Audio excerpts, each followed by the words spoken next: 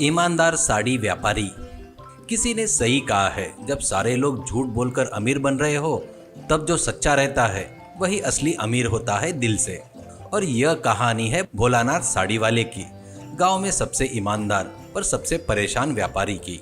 सुबह का बाजार था, हर दुकान पर चिल्लाने की आवाज, बार्गेनिंग शोरगुल। पर एक दुकान थी जहां पर सिर्फ सच्चाई गूंजती थी, भोलानाथ साड़ी वाले की। आइए बहनों, साड़ी ऐसी जो झूठ से नहीं धागे से बुनी है, आइए आइए। भैया थोड़ा कम कर दो ना, सब जगह साड़ी सस्ती मिलती है और आप सच्चाई की बातें करते हो। कम तो कर दूंगा पर झूठ नहीं बोलूंगा बहन जी, ये साड़ी सच्ची है, टिकेगी भी और इज्जत भी रखेगी। भीड़ हंसती है, तालियां बजते हैं। लोग उसकी बातों पर मुस्कुराते थे पर मानते भी थे, क्योंकि इस जमाने में सच्चाई मिलना भी सस्ती बात नहीं थी। सामने की दुकान में टोटू जलता हुआ, ईमानदारी से दुकान नहीं चलती भाई, झूठ से ही भीड़ आती है। और बड़ा आया ईमानदारी वाला। पर सच बोलने वाली थाली अक्सर आधी भरी होती है। पुराना रेडियो चल रहा है, पत्नी गौरी चूल्हे पर रोटी बना रही थी।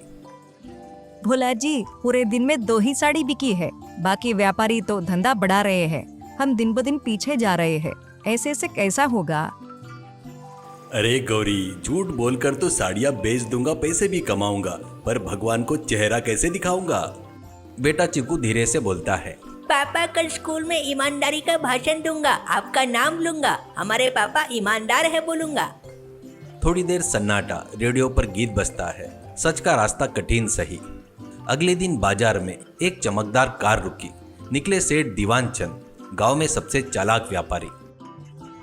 भोलानाथ जी, आपके लिए एक ऑफर है, आप बहुत ईमानदार हो ना, मेरी नकली सिल्क साड़ी आधे दाम में बेच दो और बोलो बनारसी है, मोटा मुनाफा मिलेगा, तुम्हारी ईमानदारी से सब लोग खरीद लेंगे। सेठ जी, मेरे लिए मुनाफा भगवान का दिया होता है, धोखा नहीं। झूठ से ही दुनिया चलती है भोलानाथ, ये क्या बात कर रहे हो। तो फिर मैं दुनिया नहीं अपना दिल चलाऊंगा। भीड़ हंसती है, टोटूराम तिल मिलाता है। रात को अंधेरे में 2 परछाइयां मिली, एक सेठ दीवानचंद की और दूसरी टोटू की। भोलानाथ की इज्जत मिट्टी में मिलाते हैं, उसके नाम से नकली साड़ी बेच देंगे और सब लोग मानेंगे और उसको ही गालियां देंगे। और जब पुलिस आएगी तो बदनाम वही होगा, हमारा माल तो बिक जाएगा ना। टोटू और दीवानचंद रातों रात भोलानाथ की दुकान में नकली साड़ियां भर देते हैं ताकि उसको पता ना चले। और अगले ही दिन भोलानाथ वो साड़ियों को सभी को बेच देता है। लोग वो साड़ियां घर पर ले जाकर देखते हैं तो वो साड़ियां तो नकली थी।